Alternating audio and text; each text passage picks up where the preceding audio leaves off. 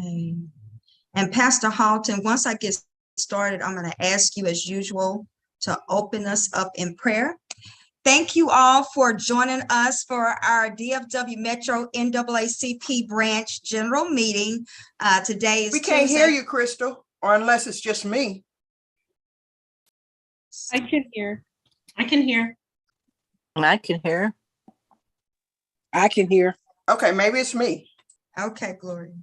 So thank you all for joining us for our September general meeting. As always, you all, it's been since October. Well, no, we actually started in July of 2020. And I get just as excited today as I did then. So thank you all for taking out of your busy schedules to be with us today. And thank you all for your patience. We're getting started a little bit late, but we want to give everybody time to get on the call because we don't want them to miss the wonderful presentation from the amazing guest speaker we have for you all today. And so, again, thank you, thank you, thank you. I am now our chair for our religious affairs as Pastor Marcus Halton. I am going to yield the floor and let him give our opening prayer. Thank you so much. Father, thank you for allowing us another opportunity to come together to make not only our areas better, our cities, our state, and our country. And so, Father, we ask that you continue to empower us to do these things, even when we feel weary, even when we get tired, even when we're frustrated. Father, we know that you are with us and that you will continue to help us be strong so that we may build a stronger community and stronger foundation when it comes to our country, God. We ask that you inspire others that are discouraged at this moment, Father, those that have given up even at this moment, God. And we just ask for your encouragement and again, your continued strength. And these things we ask in your son's name, amen. Amen. Amen.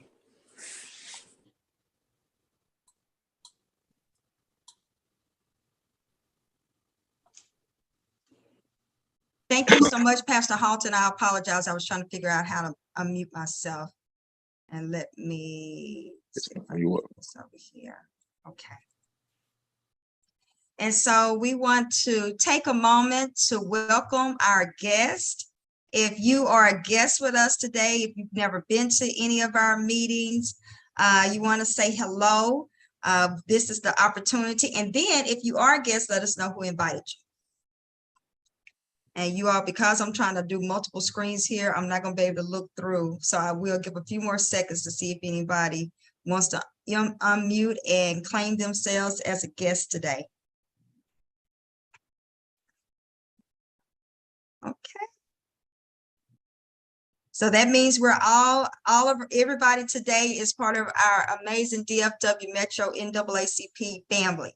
And so it's nothing like family. So thank you all. Do we have any September birthdays or September anniversaries? Nobody in September? Yes. My birthday was September 10th.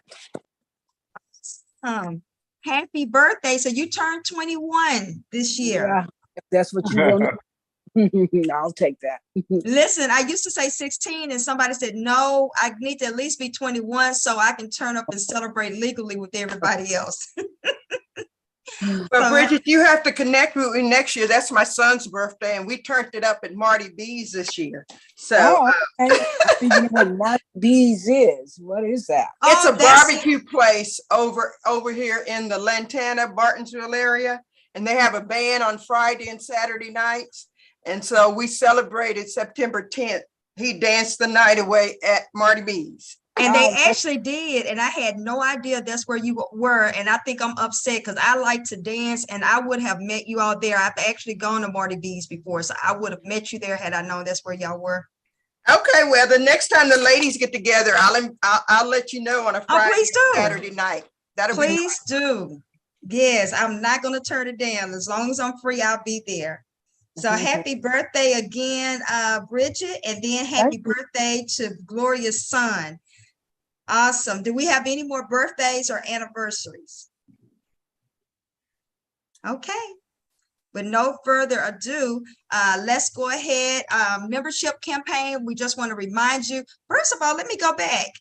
I want to, since we last met, Miss Gloria has stepped up and graciously accepted to take over our membership committee as our membership chair. So you all please give her a hand for that.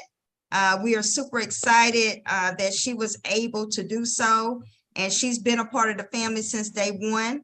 So we're really, really excited that she was able to take on that role, because we need it. And what better person than somebody that's always recruiting anyway and always present with us. So thank you again, Gloria. We really appreciate you. You all give her a hand. Yes, ma'am. So when I call some of you to call some maybe inactive members, don't get mad at me. I may assign you 1 or 2 to call, say how you doing, what's going on. So we can get people to moving. Awesome. Thank you. Thank you. Thank you. So I shared this. We came up with this last year, I think sometime. It's our membership 1, 2, 3, easy as 1, 2, 3. You all take a picture of this QR code. This QR code is also in your newsletter. You can download it in your newsletter, all of that good stuff. If you hold your camera up over the QR code, it's going to produce our flow page. On that flow page, we ask that if you're going out through the week, contact at least 3 people during that week, 3 people, and you let them scan your QR code. When they scan the QR code, the membership application is going to come up. Zelle and Venmo is going to come up to give them the opportunity to pay for their $30 membership, or they can set up a payment plan for a lifetime membership. That's going to come up and give them the opportunity to pay via Zelle or Venmo. Also, it's going to connect them to our Facebook page. There's some information. You all know I serve as the state vice chair for our environmental affairs for the state of Texas NAACP. So there's information about Sand Branch on there, which is a Black community that's over 100 years old that doesn't have running water right outside the city limits of Dallas. So you'll find some information if anybody wants to have more information about Sand Branch. That's on there, and a lot of other helpful things or resources are there. But again, it's easy as 1, 2, 3. You just walk up to someone, you say hello, you tell them about the branch, tell them who you are, tell them all the wonderful things that DFW Metro NAACP is doing. Then you pull out your QR code, let them scan your QR code. And number 3, it allows them to connect with our branch, and you tell them to connect with our communications tab, so they'll get the newsletter. Easy as 1, 2, 3. Okay. Okay, so let me see here. Crystal, this is Bridget. Let me say something real quickly. Absolutely. I'm logged in on my cell phone because I didn't get an email. I got a text, but I didn't get an email about the meeting. And I can you text me the email and I can send it to you? Or okay. can I inbox you? Can I inbox it on Facebook? Okay, what does that mean? You just click the link.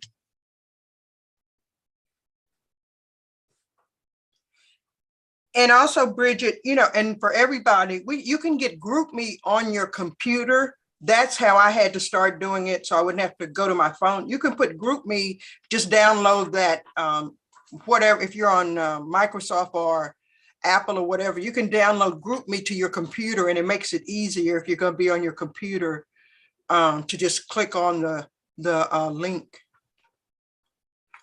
Okay, and then also I just sent it in your inbox on Facebook. So if you log on from Facebook on your desktop, I don't know if you have that access. I don't know your email address. If you text me your email address, I'll send it to your email. Okay. Okay. So you all, okay. So I am going to go ahead and introduce our speaker for the evening. Oh gosh, my screen. Hold on a second. No, hang on. That's not what I meant to do.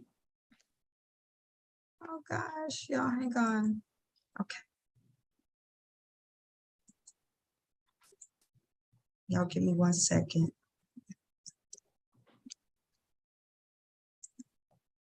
I'm a little technically challenged when I'm trying to do too much. One day I'm gonna get somebody's gonna help me with this portion.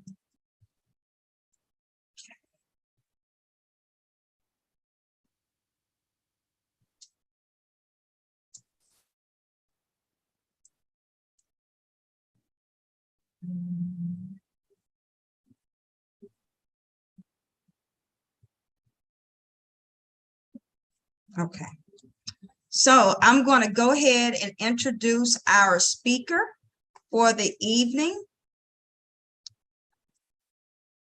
Mr. Robinson has over 30 years of business experience ranging from major corporations to small business and is currently president of Premier Educators Insurance and Financial Services and owner of Coaches CLASS LLC.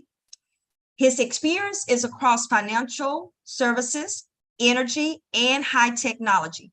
Mr. Robinson believes that all things are possible in God's kingdom. First, he subscribes to the belief that God created enough resources and abundance so everyone that has lived and will live has more than they could dream. And economic alchemy. One of these beliefs is that using certain disciplines, all have the opportunity to be the best they can be. Another belief is that God has given each of us a gift none greater than the other. He has identified his purpose for God as a coach and servant leader to help others identify their gifts, change direction, build awareness, take responsibility, and perform to their abilities. Mr. Robinson is married to Marcia. I'm sorry. And they have okay, thank you. And they have 3 adult children. He also has numerous achievements over his career.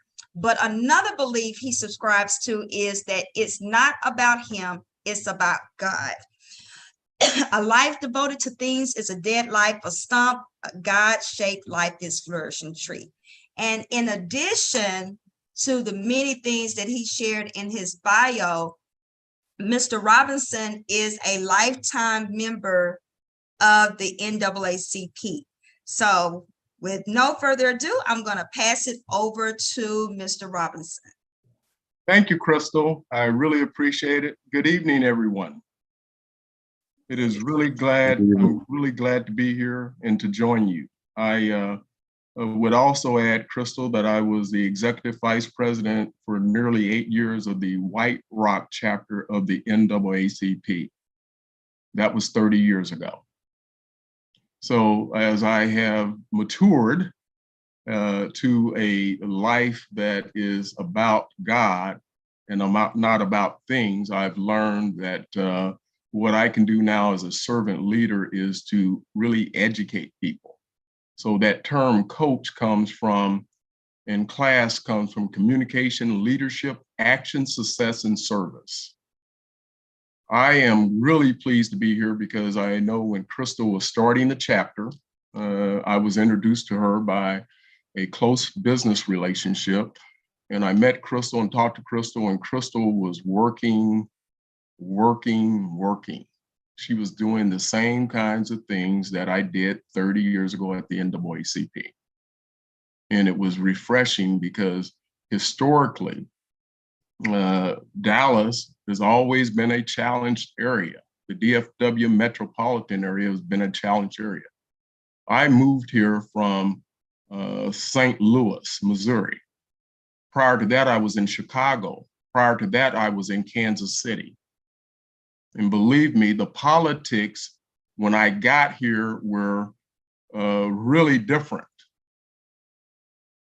They were behind in the metropolitan area, even in our largest city of Dallas, not just the surrounding areas. Now, I came as a an executive with a corporation you may have heard of called Xerox.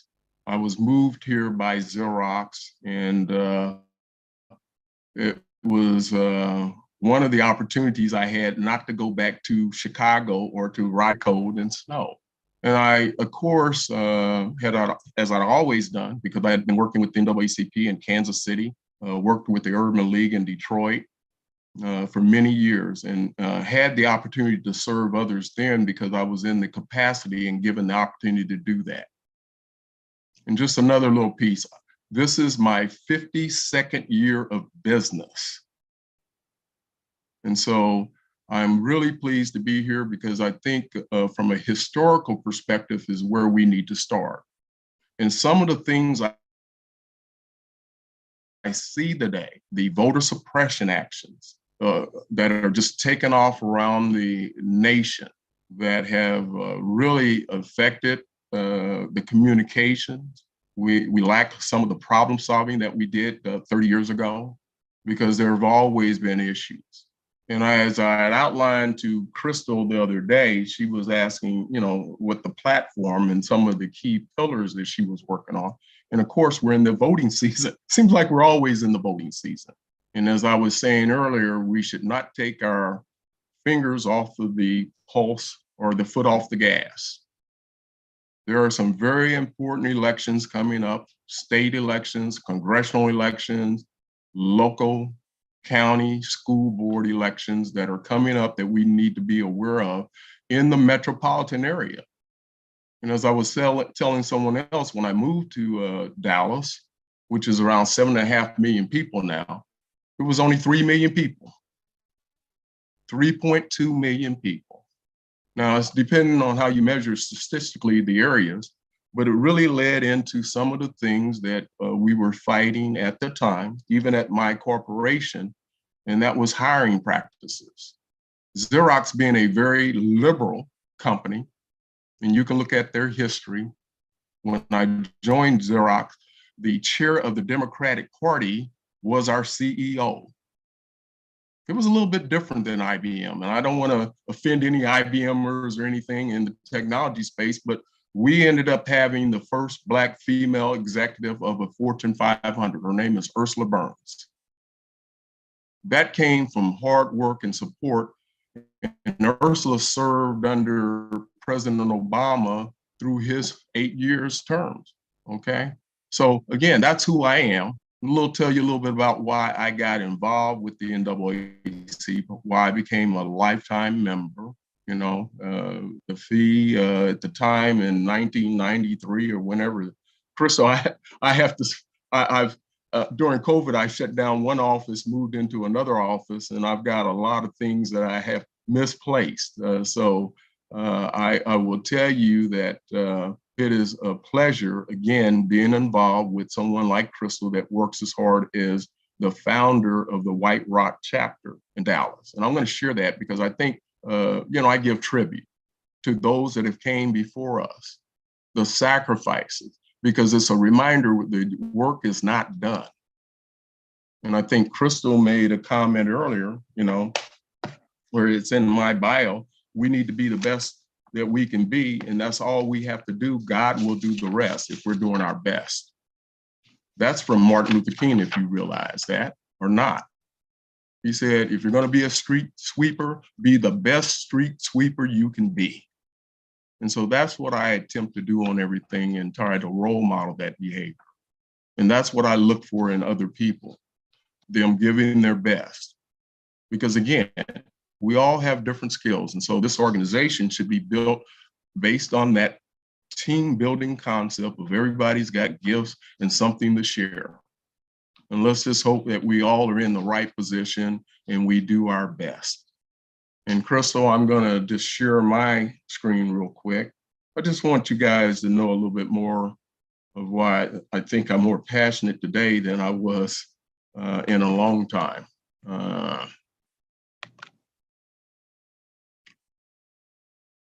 Can everybody see my screen, or am I sharing?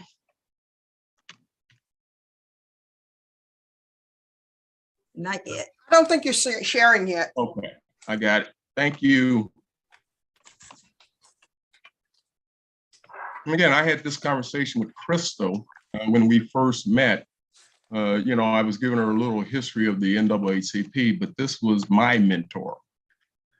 And if you read his bio, and one of the things and why we connected was that John was an ex-military man. John was a lawyer, and he was involved with the EEOC when the EEOC had a little teeth.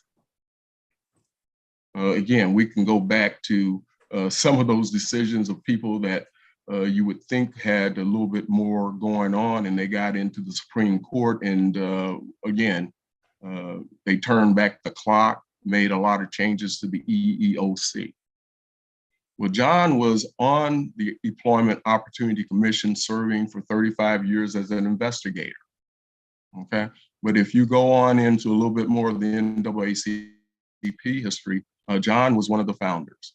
And one of the books, I think, Crystal, I think everybody's trying to read the book that John Wiley has authored. Is that correct? Schultz and John Wiley Price, Accommodations. Well, John, This is it. Mr. Wiley actually is just, he did the forward on it, I believe, but I think Mr. Yeah. Schultz actually This is the book, John Schultz's book. Yeah, John Schultz book where John, was doing the forward and had many meetings with him. John and John Ross and I were very, very close friends. And again, that goes back to my history. When I came to Dallas, I was in a little bit of shock, culture shock actually, because John was doing his marches then. This is in 86, 87. And again, he made some impact with that. And by the way, we worked tirelessly through the churches. So I know we have a pastor on the phone. Do we on the line? Do we have any other pastors in the house? No, I'm but not a you had pastor, I'm just a Deaconess from New chaplain. Hope Baptist Church, and our pastor was Dr. H. Red James, that was an NAACP president in 1961. Absolutely, I know the Yes. name. Thank you. And so as we talk about giving tribute, and again, if we go back to the 1909 history, the NAACP was tied to churches, to pastors, leaders in the community. And that's the way that we did it in the 1990s. And again, I'm a young guy, compared to some of these stalwart leaders that we've had that paved the way and recognized and had great solutions to some of the problems that still exist today. And so one of the things I will talk about are where we are really needing help. And these are statistical numbers. These are not, these numbers, we can have all the disinformation, information and overload is what we have right now. We have the internet and you have all kind of information, and you then come up with different beliefs based on what people send and talk about. We're in a democracy. And I believe that everybody understands what a democracy is. So our vote counts. That's the main thing we have. Our vote counts. And so, we have voter suppression, then we have disinformation that leads people to say, well, my vote won't count, it won't help, and all that. And I will tell you that is not true. And so us working with local pastors, local congregations, and I'm going to say believers, that we can make this system we call democracy work in America. But it takes hard work and it's not going to stop. We are evolving. And I'm really elated with what Dallas looks like today versus what it looked like when I got here in 86. And I'm really elated to look at Denton County and Collin County and the changes that they've made here. We have came a long ways, and I think the line is right now is that we need to get people informed so that they can make the proper judgment. I really don't get into the political side And a lot of people try to make NAACP a political organization. It is not a political organization. And I like how Crystal, I think we even had a conversation, I think that's been about 3 or 4 years ago now, prior to COVID, about what to name the chapter, okay? And I thought that that was a great name, DFW Justice. And so, because I will tell you, I spent as the executive vice president of the White Rock chapter just about every weekend hearing cases of discrimination, out and out racism in some cases, okay? And so, you know, if that was in the 1990s, and we still have other things happening today, and I think a lot of changes have been made. But again, I can go back to my history in Chicago, and I will tell you the police brutality, the jail versus education has always been a path to minimize, alter what things really should look like in America if it's truly going to be the America that we want to live in, that we say it is. Those are some of the things that I think we need to really clear up. So I'm going to talk about a few gaps. And then some of them, they're not gaps, they're chasms. Number one, there's a wealth gap. The wealth gap is huge. Statistically, I can bring up some statistics. I'm not going to do that today, but I can tell you that it is worse than it's been in the last 30 years. Now, we can't blame that all on COVID, but there is a wealth gap. There is a digital gap. We kind of found that out and exposed the school systems that there's digital gaps in certain communities in the urban school systems. And I think Dallas responded very well and fixed a lot of the problems that they had with the virtual education. But again, I'm involved with an organization that is a nonprofit that works on education and entrepreneurship. And that's another one. There is an entrepreneurial gap. When you're not working for someone else and you're working for yourself, we call that self-reliance. You have more personal freedom. And so those things kind of really what I put my heart and soul in today, okay? Trying to role model, trying to give wisdom and advice to others and organizations. I work with, I think it's approximately 8 nonprofits now. And I'm making even more changes so I can spend more time with people like Crystal to help build strong organizations that are going to benefit so many more people. And so I'm gonna just stop sharing real quick. And I will talk a little bit more about the gaps and why they exist. Crystal Mink said I have a company called Premier Educators Insurance and Financial Services. I am a fiduciary for the state of Texas. I'm registered with FINRA and the SEC. And my main focus is educating others on their retirement savings, et cetera, et cetera, et cetera. Everything from Social Security to Medicare. And it's information that people need. And believe me, being a former technology guy in the information processing system, information is what people are not getting. They're not getting the clear facts. You know, we've got so much disinformation that is flooding the internet and other means that people cannot make wise and decisions. And we're talking about problem solving and decision-making processes. And so one of the things I'm going to tell you that we have to do is we have to close the wealth gap. The disparity, again, is so wide, it's a chasm, not a It's not a gap. Crystal just mentioned that community that does not have running water because there's no infrastructure. And you may see on the back there, I don't know off of my book, I had that on last week, that says TXU Energy. I was a senior vice president there, director there. And we talk about infrastructure south of the Trinity. When public funds were being used by the Public Utilities Commission, a lot of those areas did not get the same type of funding for infrastructure like Plano and Frisco and other areas. Also represented AT&T. And we were talking about broadband back in 1990 and 2000, where they were running all the cable.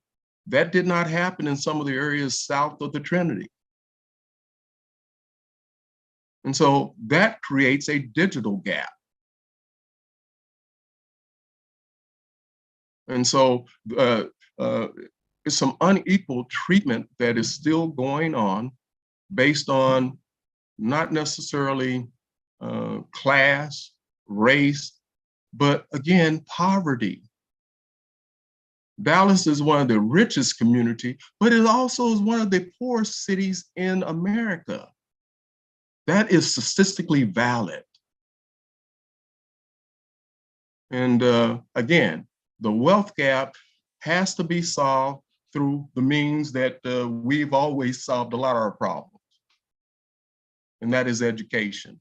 And I'm going to just speak to, since I have a large audience of women, I have a large audience of African-American women. One of the things I do with my company is I deal with student loans. The highest debtors of student loans today by percentage is African-American females. Oh, Jesus.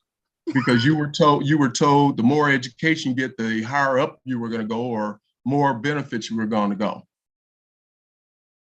So that $17 trillion of student loan debt. And so I serve educators with my company, and I'm helping people with the student loan forgiveness programs for public sector and advising them on what they need to do. I've seen some horrendous. You may have your PhD, you may have your MBA or 2 master's degree, but you also have $200,000 worth of debt. That's a house payment. The wealth gap, the chasm. And these are the kind of things I talk to NAACP organizations about, urban league organizations about.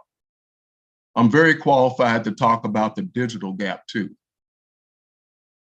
And this is something that we have to get through all communities, that education is a way.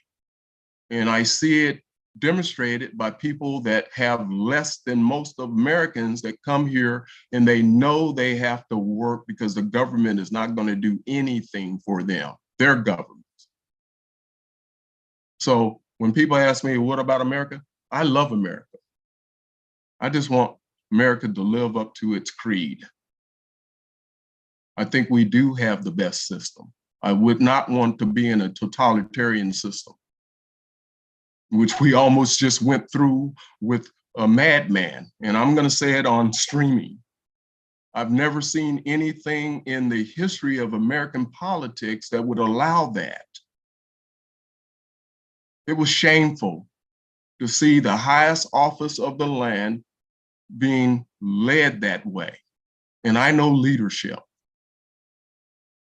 So there are some obvious problems why people would buy into that. I believe it was the Obama effect of backlash. And I'm going to tell you right now, one of the best books you can read about our former president, because he hits a lot of points, is this book here. If you haven't read it, I'm going to tell you to get it. And Michelle has a lot of good books too, ladies. Okay.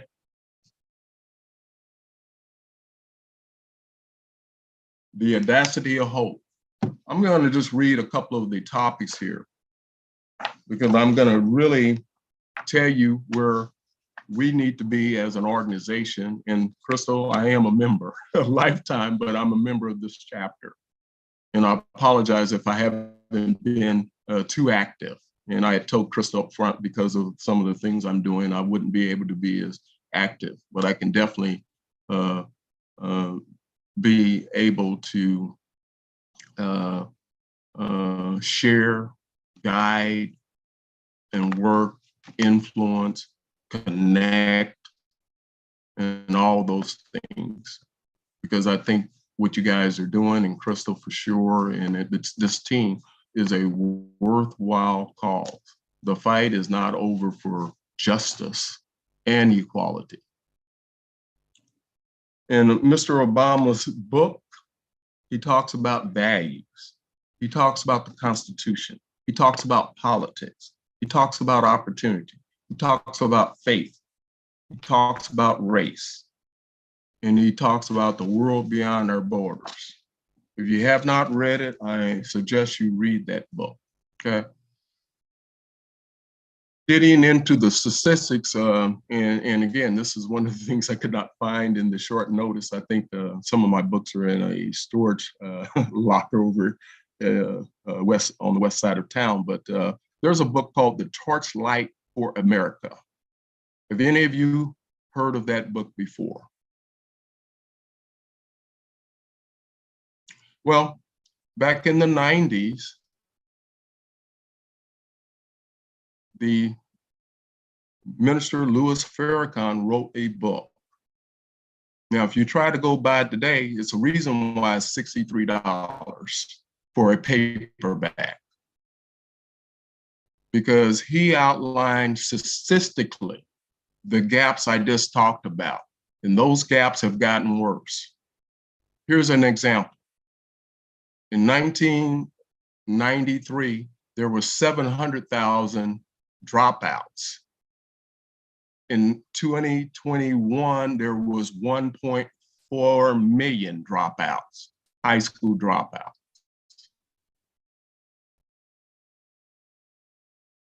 Numbers are not getting better. So we're doing this problem solving for education, of course, but they're not getting better. And we all know without any type of education, what type of situation an individual can be put in, and that's that poverty line we discussed, okay? And again, I only recommended Torchlight for America because I keep up with the statistics that he outlined very clearly, and they came right out of the government manuals. And again, I am a qualitative, quantitative statistics major. Qualitative, quantitative statistics major.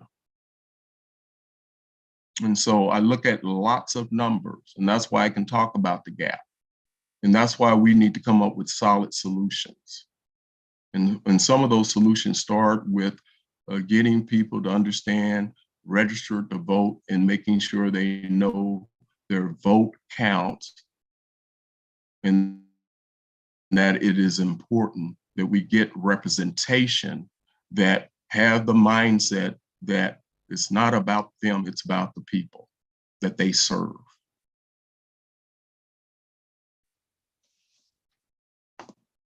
From a church perspective, there is so many communities of faith that are popped up in Denton and Collin County in the I don't know if the schools are outpacing the churches, but that's a good feeling. And I'm involved with an organization that is bringing in the area, and of course, the colony and Louisville and everything is involved because Frisco is in both counties, right? Frisco is having a day of prayer on October the 12th. The Frisco Mayor's prayer breakfast is October the 12th. And we need a lot of prayer because the area is just exploding. Does anybody raise a hand, or you can make a comment? Chris can take you off of mute, I guess. Know what the population of Frisco is today? Okay. Frisco is about 175,000 now. And with 175,000 people coming to the area, it puts a strain on infrastructure, police, fire, rescue, medical, education. But it's also bringing up a lot of political and controversial items, because you have a lot of different people that come from a lot of different places around the world. Very diverse community. And by the way, if you didn't know that, Frisco is the highest medium income in the Metroplex now, the highest medium home, the highest education. And if you live in Colony, Louisville, you are going to be impacted by that. McKinney, Little Am, and all of Denton County is growing at such a pace. We're doing a day of prayer. And what we're not praying, we're praying for people. We're not praying for politicians. We're praying for our leaders to make the right decision. When we start putting people first and not our politics, you can make an impact on people's lives. And so that's what we will be doing on October the 12th. And I'm involved in that from a standpoint of just trying to get people to come out and pray together. It's ecumenical, so we don't care what faith it is. We need to pray. Everybody prays. And that is for not only Frisco, but that's for Dallas, Fort Worth, and that's for our country. We're getting ready for some very difficult times, I believe. And we all seen and have been feeling the crunch of the inflation, and the cost of living raises are not keeping up. I'm really praying that we stop seeing as many people in need. And again, I'm going to suggest to you that we have to do this as a community. We have to do this as organizations. And I'm very proud to be involved with the NAACP again, thanks to Crystal and her efforts to get me involved. Well, we definitely appreciate you and thank you for not only being a Life member, but supporting, transferring your Life membership to our branch. And if everybody could give Mr. Robinson a hand and thank him for sharing with us today. And due to time and that we have to have our election, I want to ask that if somebody has at least one question they would like to ask, but please ask your question in 5 seconds. Please do not give a 5-minute question. So if anybody wants to ask a question for our speaker tonight, please do so now. And again, the only reason why we're only taking one is because we have an important election we have to do today.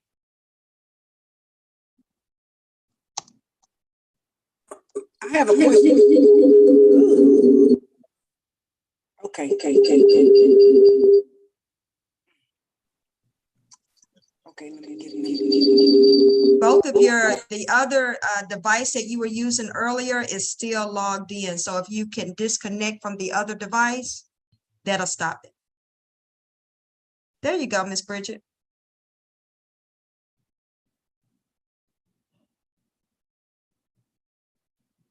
Okay, can you say something now, Miss Bridget, so we can see if we can hear you?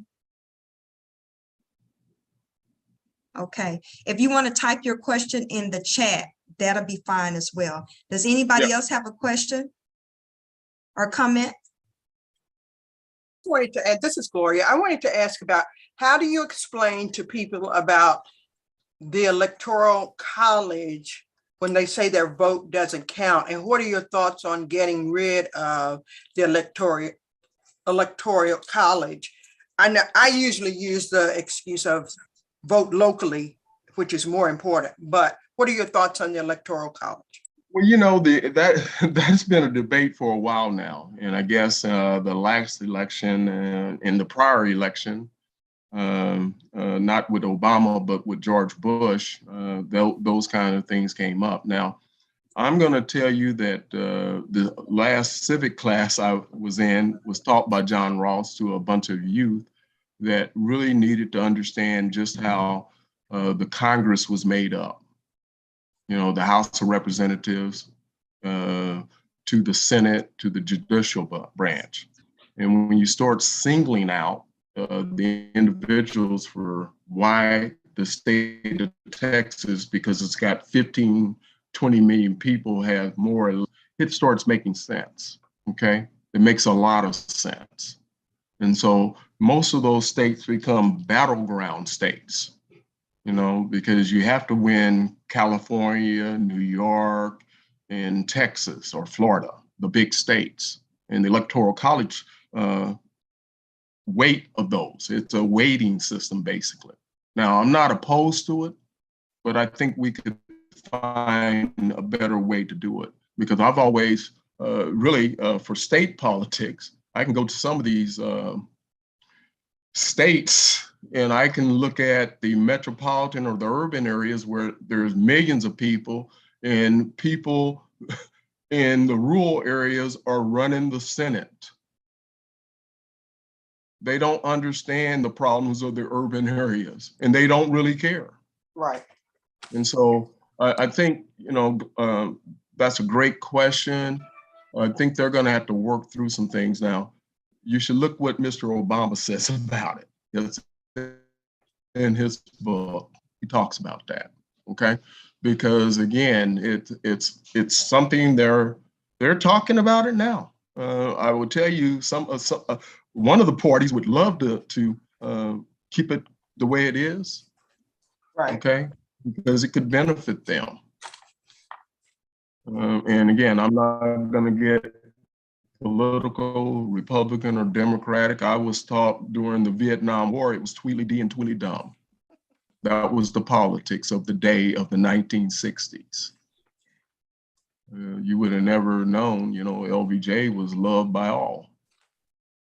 Okay, because I guess he brought the influence of business. Now, your question was on electoral college, so I'll move off of that because we could have a long discussion about that, and I'll be glad to take that offline with you. Okay. Thank you. Thank you. We appreciate you again, and everybody give Mr. Robinson a hand, and we would definitely be in touch. And he did mention I'm sorry, Miss Bridget, were you able to talk now? Yeah, I had to get off my computer. No worries.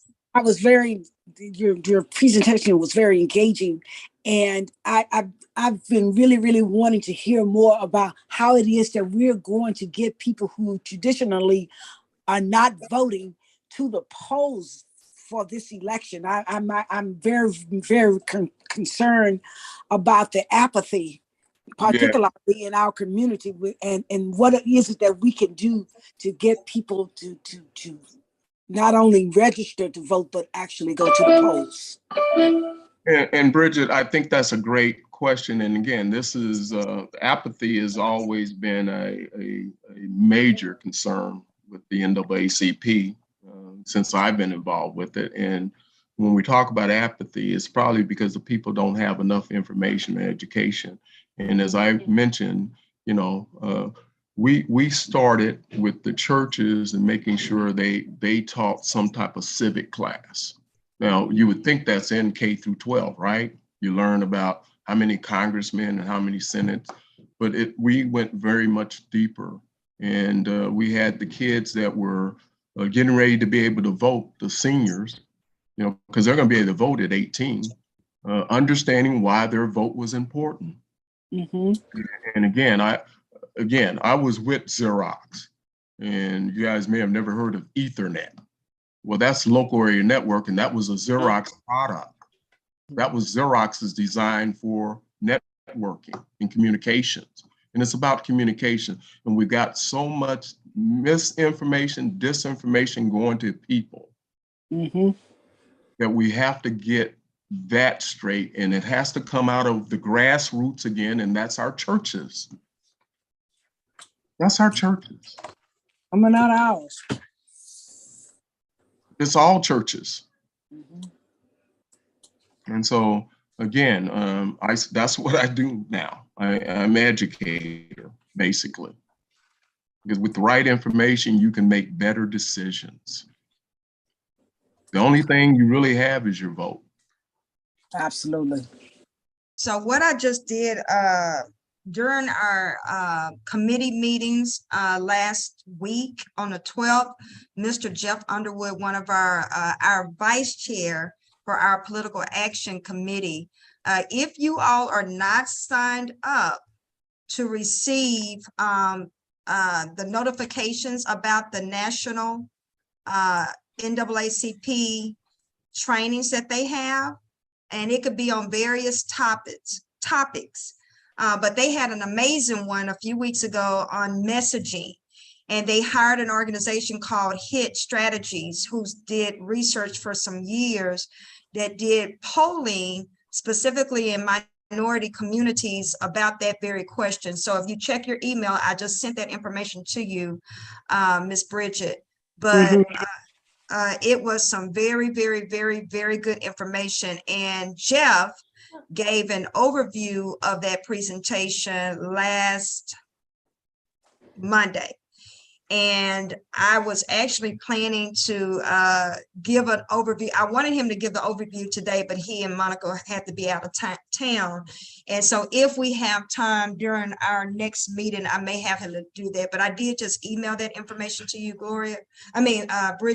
But if you all are not signed up, and take your time and watch the video because it walks through and it talks about why they ask the questions: why do you vote? Why do you not vote? What are the top 3 or 4 things that are most important to you? And it kind of gave the different levels. So it was an amazing presentation. I will say, and I'm in meetings after meetings after meetings, it was the most thorough presentation on the Black vote that I've seen. And I have an economics major, so I'm like Mr. Robinson here, all over numbers and statistics. And by far, it was the most thorough presentation that I have ever seen. And it was excellent. So definitely sign up, look at our newsletter, and you can sign up to get those trainings. But now, with no further ado, because we're a little past time and I want to make sure to stay on time, let's go into I'm going to turn it over to our secretary, Miss Alexis. As you all know, we are in the season of electing our officers for the next term, the next 2 years for our branch. And they are doing that election. This is the election season across the nation for our NAACP branches. And so if anybody that is a member is interested in any officer position and you have not already submitted your information, please email it ASAP, because that information and those notifications have been in our newsletter for the last couple of weeks.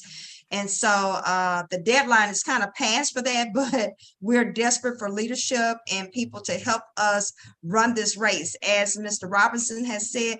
And let me add, he mentioned Crystal. But Crystal and DFW Metro NAACP is absolutely nothing without each and every one of you, because even your presence here, listen, you all, we were at the Duck Derby, the Cross Timbers Flower Mound Rotary Club had a Duck Derby Saturday. We were out there in that heat. Gloria got sick. I came home with a headache. I mean, we were out there doing voter registration and membership. And then we missed church and had to do church online. We were at the daiquiri shop doing voter registration and membership on Sunday. I'm going to Fort Worth tomorrow to a school to do voter registration. We will be at Louisville Elementary on Thursday doing voter registration and membership. And I am in desperate need. I'm a little overwhelmed right now because I'm scared I hadn't gotten any volunteers for tomorrow. So I'm trying to figure out how I'm gonna do this by myself. But we still need volunteers at Louisville Elementary. But I want to add, in addition to what Mr. Robinson said, we are nothing without each and every one of you. And even if you have not had the opportunity to connect with any of our committees, just your support, being on the calls to support the efforts that we're our speakers in some shape, form, or fashion. So thank you to each and every one of you. Let me also add, every year, Dallas hosts a North Texas Giving Day. You all are very familiar with it. Guess what? DFW Metro NAACP is an option for you. If you only can give $10, if you only can give $25, if you can give $100, and if you just got $1,000 you want to bless us with, in the name of Jesus, send it on. Whatever you have, whatever amount, please consider giving your donation. And if Gloria, can you, or Lex, not Lexi, because I know Lexi's getting ready to do this nomination. Maybe I can figure out how to do it. I want somebody to drop the link in the chat for the North Texas Giving, because it's in the group me chats. Okay, I'll get it and drop it in there. Thank you so much. And so you can go ahead and give now to North Texas Giving. You don't have to wait until the 22nd. You can go ahead and make that donation now. If you're not already a member, go ahead and become an official member of DFW Metro NAACP. And also, is she still on here? Yes. I introduced Gloria. I announced earlier that Gloria is overseeing our membership. She's our membership chair. We have now, Miss Kimberly Williams is on the call. She has graciously, Kimberly has hit the ground running.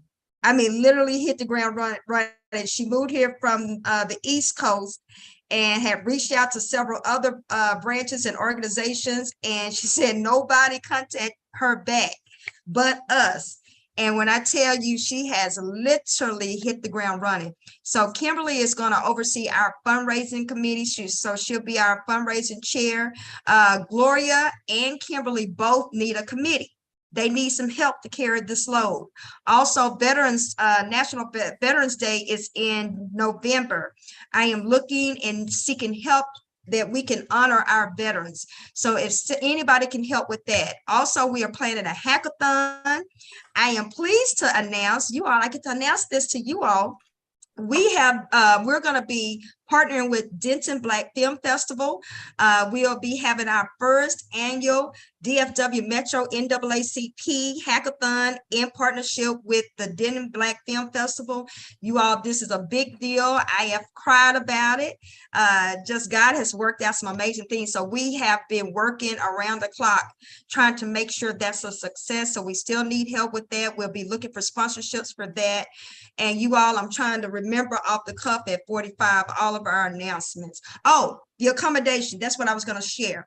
That Mr. Robinson mentioned the accommodation. Drum roll, please.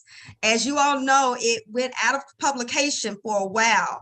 And I know when I was first told about the accommodation, they had copies for like $1,500. It was a big deal. So the author has now put that book back in a publication. That book talks about all the racism that Dallas is built on and still is trying to hang on to today. And a lot of that systematic oppression and racism has overflowed into the suburban areas. So it impacts the entire region.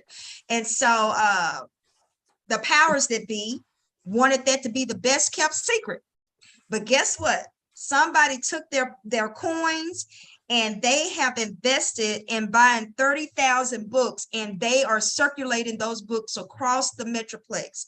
If you can get to a Dallas Public Library and snag yourself a copy, do so.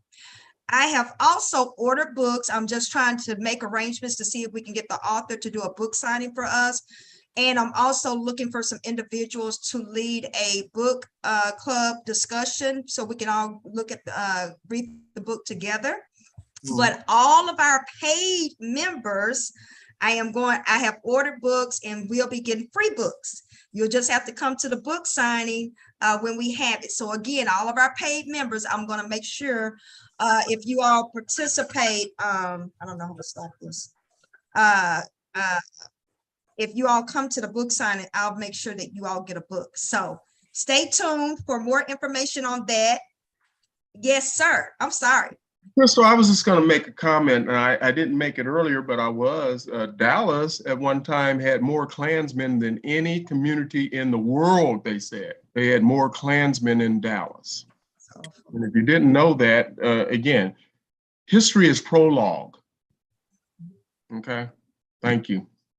Thank you. Wow. Well, Just you to know, add, also they said with the January 6th insurrection, they yeah, said most of those people were from the North Texas area too. Yeah, yeah, yeah, that's where my class is on Thursdays. Crystals is at the FBI, and there are more people from Texas yeah. that are being held accountable in the January 6th insurrection than any other state. I mean, and some of the folks, and they gave us one example of a guy who played like he was there and did some crazy stuff that I won't even go into, and he's going to jail for it too. So it's some characters here in Yes. Texas.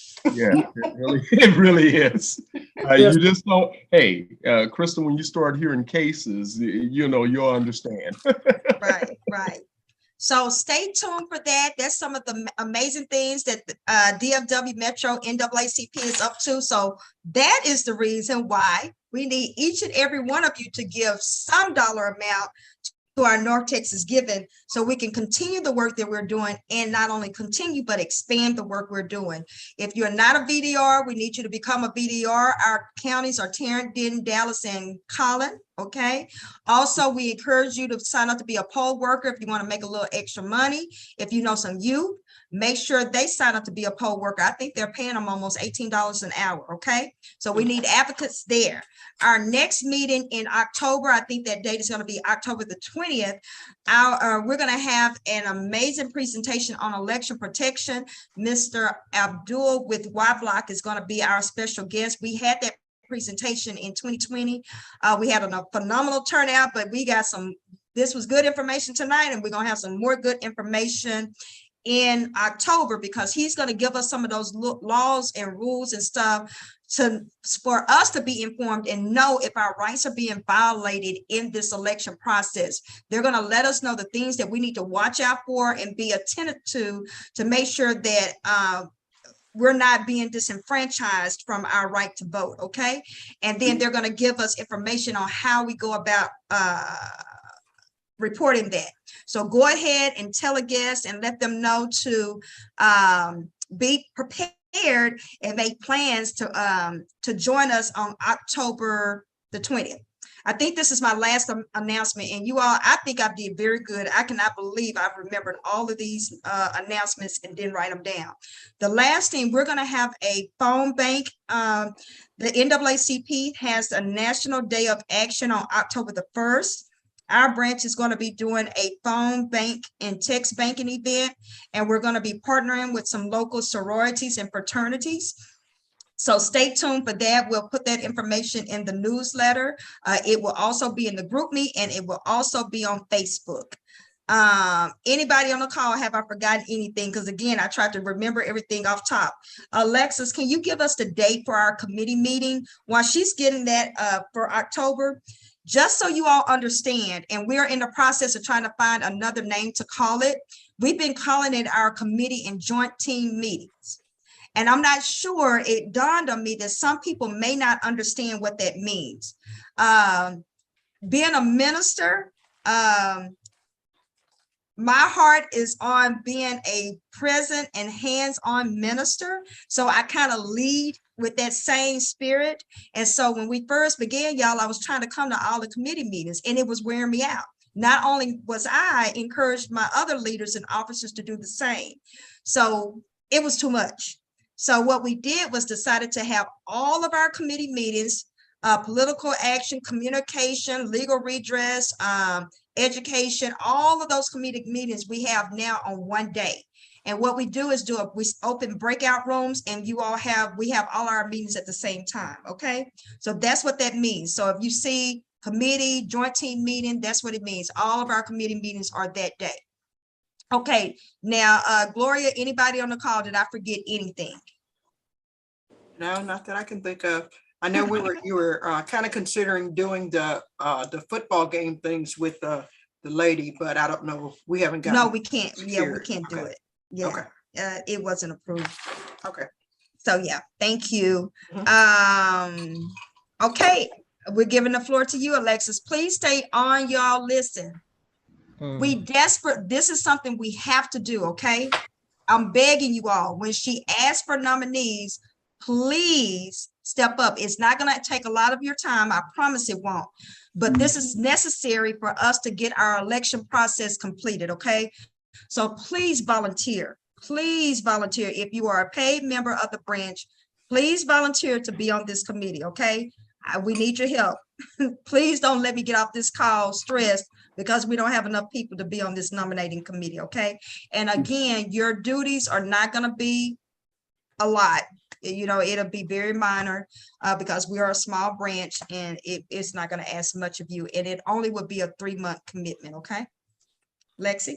3 months. Okay, so first I'll start off by giving the dates for our October meetings.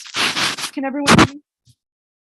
Okay, so we have our joint committee meeting October 3rd, and our general meeting I have set for October 18th. Crystal, I heard you say the 20th. Is there a change that was made? You're correct. I apologize, you all. Our next meeting is October the 18th. I apologize. I'm sorry. Today was the 20th meeting. I'm sorry. So we'll have our joint team meeting October 3rd. That will be held at 7 p.m. and October 18th at 6 p.m. will be our general meeting. And next we'll go into elections. So first, what we'll need to do as a branch as a whole is vote for the date and time that we want to host elections next month. So does anyone have suggestions of what date we would like to vote?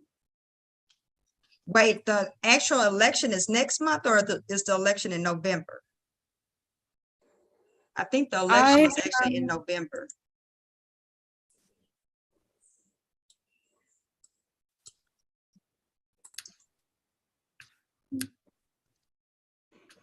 Normally, that's when it is, November. You said November? In the laws here that I was emailed, it says nominations are made and the election supervisory committee is elected at the October meeting of the general membership. So I believe in October is when we will give nominations. Okay, So that is those the are just the date. people that are gonna be on the ballot and then the actual election is in November. I got you. So in October, yeah, we'll give names for the ballot. And then in November, we'll have the election. So we can choose the date for the election, which is going to be November. And then next month, I assume at our general meeting, we can do nominations. So I am going to make a motion that we receive our election nominees, do that vote on October the 18th at 7:15 after our general meeting. Okay, does anyone second that nomination? This is Gloria second. Okay, perfect. And do we have a date in mind for the November elections? And for November, just so everyone's aware, our general meeting is November 15th.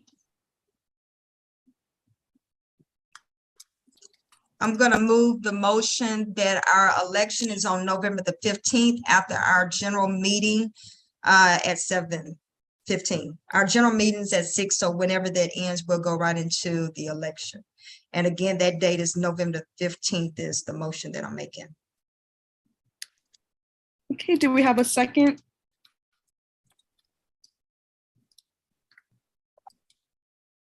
Second. Thank you. Did So you get the next- name, Lexi? Who gave the second? Did you get the name? So you Bridget. can have it in the minutes. Bridget. Yes, I have Bridget down for seconding the November and Gloria for seconding the October date. Great. The next thing that we will need to do is create our nominating committee. So this can be any general member in the group. And as we have volunteers come in, I'll just be making sure that you are a paid member. So in order to be on the committee, you do have to be a current active member 30 days prior to today. So I'll go onto Salesforce and verify your membership. We need a minimum of 5 members on the nominating committee. So do we have any volunteers?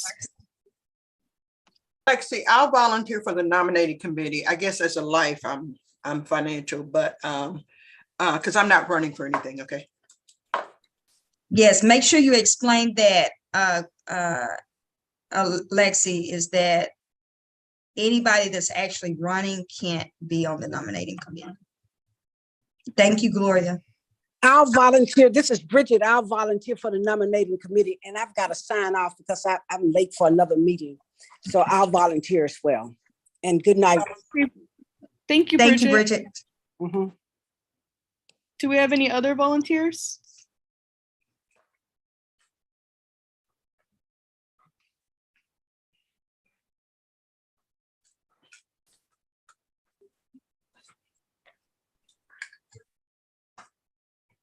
So there is a limit of, as far as volunteers who can be officers.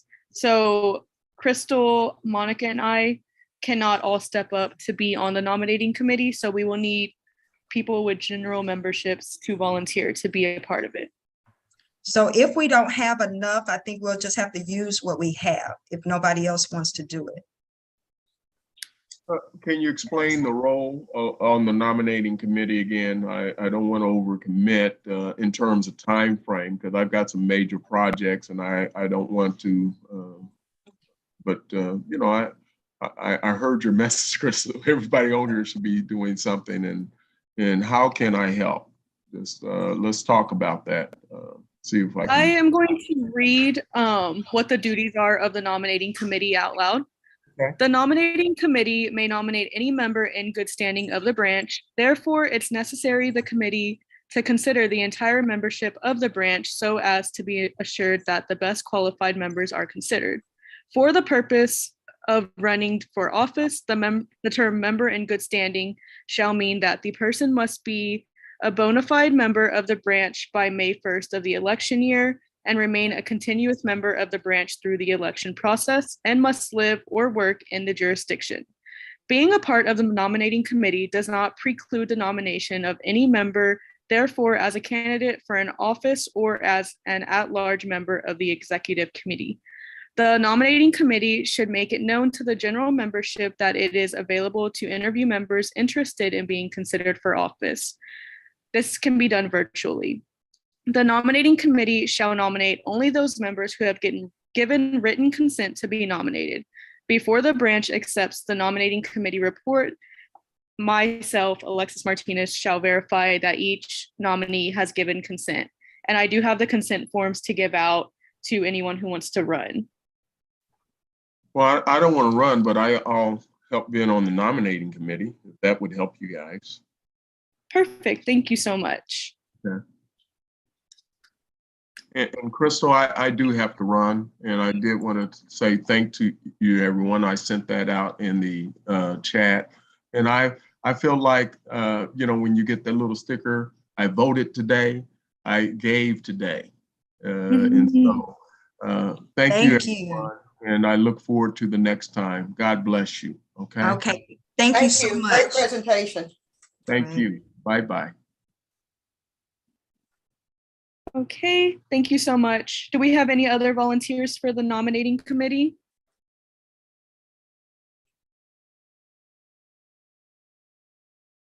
Lexi, have you changed your mind about what you're gonna do? Because I'm thinking. I can be a part of the nominating committee. Okay. So I'm going to make a motion for Lexi to be on the nominating committee because I don't know. I think I may have to make the motion since you're running the. Okay. Okay. Can somebody second that possibly? Second, Gloria. Okay. Thank you, Denise, and thank you, Gloria. So at least we have 4. Maybe I know Drew wasn't able to make the meeting today, but She or That seems like Dr. Yeah, she or Deacon Grasty had mentioned it, but something came up and they couldn't make it. Can I make a motion that within the next 24 hours, if we can get a written notice from one of our paid members in writing that they be accepted to be a part of the nominating committee? Can I make that motion? Yes. And we'll get them to, since they did actually already mention it, but something came up and they couldn't be here. If they send us something in writing, that they be accepted. So I'm gonna move a motion that if we receive, and anybody on the call, if you know a paid member that may be interested, have them send an email to us. And I'll put that email in the chat. And if they are a paid member in good standing, we'll accept those names. Do they have to have, how long, do they have to have been a paid member for an amount of time? I'm sorry, Lexis, I didn't listen all the time. So yes, they had to have been a paid member 30 days prior to today. Okay, gotcha. Okay. Thank you. Okay. I second that. I don't know if I did or not, but yeah, Okay. I think I did. Thank you.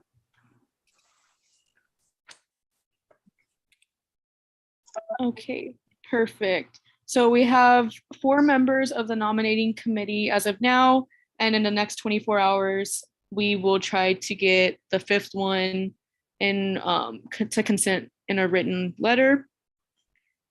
And let me just make sure we don't have anything else. The next thing that we need to consider are the amount of members to be elected. I'm going to drop in the chat the positions we're needing filled.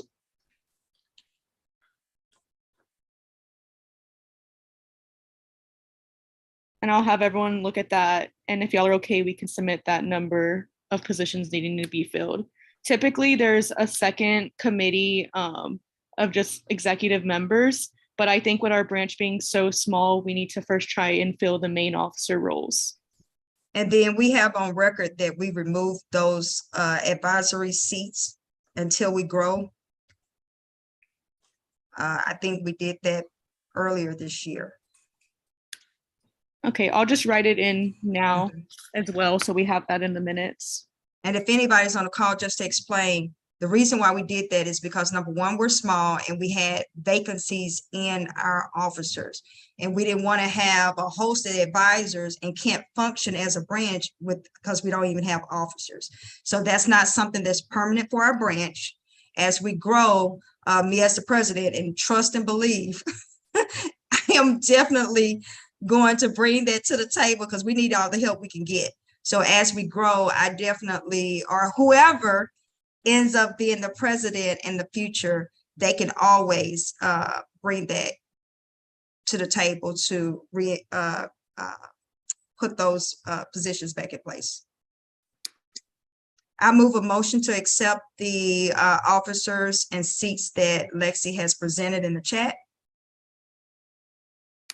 And if you don't mind, just for the record, can you read those out, Lexi? Yes. So to go over what we've nominated so far, the nominating committee volunteers have been Gloria Smith, Bridget Jones, Mr. Bert Robinson, Alexis Martinez, and we will have a 5th one that gives written consent within the next 24 hours. And the positions we're looking to fill are president, vice president, secretary, treasurer, and then if those are filled, second vice president, assistant secretary, and assistant treasurer. I move a motion to accept the report that Lexi just gave with the various offices. I move a motion to accept those for the election. Second. Thank you, Gloria. Okay, And that is all I have for everyone. So we will see you at the next general meeting to create the ballot. I know we've had some of our nominating committee leave, but I'll just mention this for those who are still on. Within 10 days of the election, the nominating committee and myself, Alexis Martinez, will host a meeting and go over an up-to-date list of the current officers and the members of the executive committee, the number of terms everyone has served, and the eligibility for the ballot. So just put that on your schedule. 10 days prior to the election, we'll have a meeting. So the election is November 15th, Yes. and so that means November 5th. Correct. Y'all all in my birthday time, but I'm gonna take it. And I will send a copy of the process to the nominating committee so everyone can read through it. And again, I just want to reiterate, you all, we need help. So if you know of anybody that's in good standing with the branch, please, and they have the capacity. I am personally asking, I don't know who we're gonna elect, but this was not an easy task to get this branch started. I am personally asking whether I'm president again or not, please stress to those that run to do it because they have the time and they have the passion. It would be detrimental to our branch for somebody to run for an office and they're not willing to work, or they have an ulterior motive and they just want the title. We just have worked too hard to get us where we are. And I'm going to support whatever election, whatever the decisions are, but I am personally begging that whoever runs for whatever position, that they actually have the passion and time to carry this load, and this is what I share with our officers and leaders thus far. We are building something that is going to outlive us and that is going to serve and impact our kids and those are in the community that is to come after us, okay? Oh, Patricia, you're so right. So with everything that we have said today, all of the, you're so right, Patricia. Oh my gosh. So I am going to move a motion to accept all of the motions and second motions that we've made tonight. We did not get the entire group to oppose or not, okay? So I'm going to do a motion to accept everything that has been said thus far. And then we're going to get somebody to second, and then we're going to say all approving. You're approving or not approving everything that has been voted for thus far. That's the only way I know how to clean that up.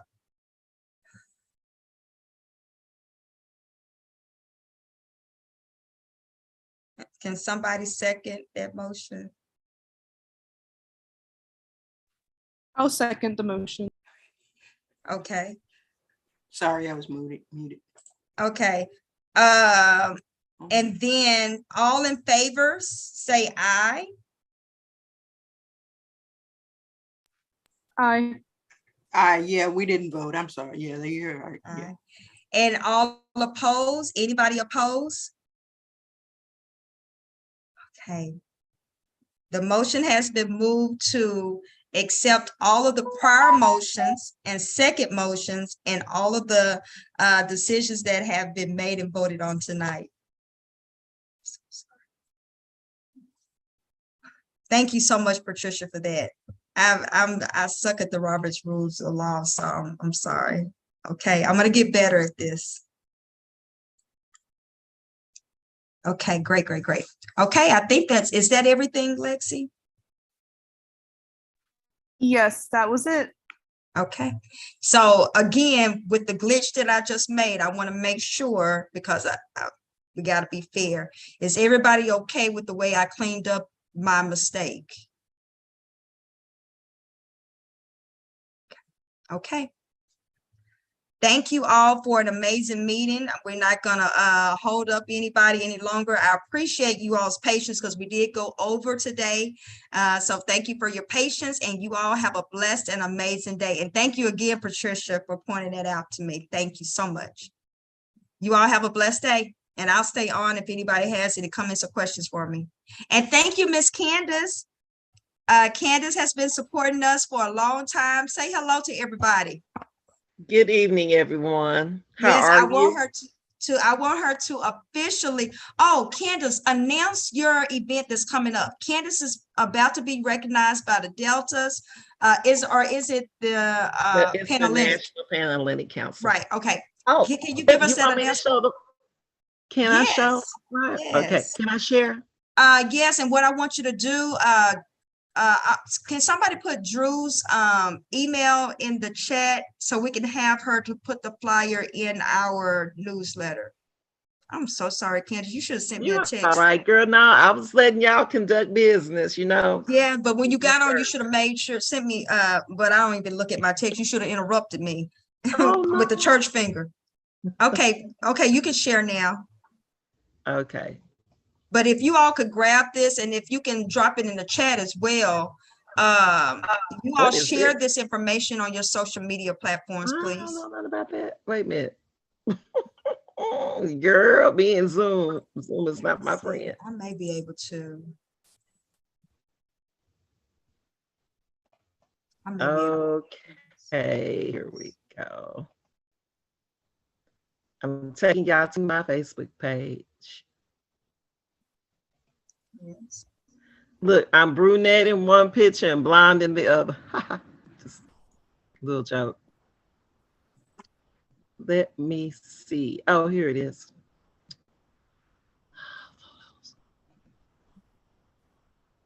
I hope I have. Oh, well, let's see. There it is. Now that's the save the date. I've got to find the real one. Well, Here I have it. okay, well, let me stop sharing. Okay. Okay, there we go. Okay. The National Panhellenic Council of Dallas, of which I am a member, a past president of the National Panhellenic Council, serving back in 1999. And I'm a former regional director serving 3 terms non-consecutively in the early 2000s. And this is my 30th year in Delta Sigma Theta Dallas Alumni Chapter. I was selected back in 2020 to be the living legend, but because of COVID and my how do I want to put it? My tragic illness, we had to postpone everything until now. So the time is now, and I am personally inviting all of you to come to Vanetti's in Addison on Friday night.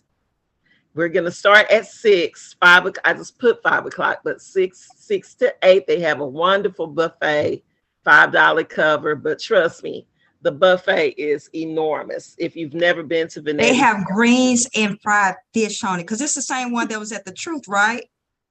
Yes, same family. Yes. James So I haven't been to Vanetti's, but their buffet, but when it was at the Truth, whoop, it's the same family. yes. Yes. That's what I heard. So those the greens and fried fish in the name of Jesus. Yeah, you're gonna eat well for $5. Trust me.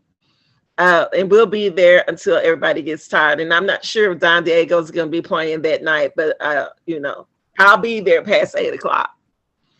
And then on Saturday, we're gonna be doing a day of impact. Now on here it says Living Legends Picnic, and it is, but we're not being recorded anymore, are we? We are. I'm gonna stop though. Sorry. Okay.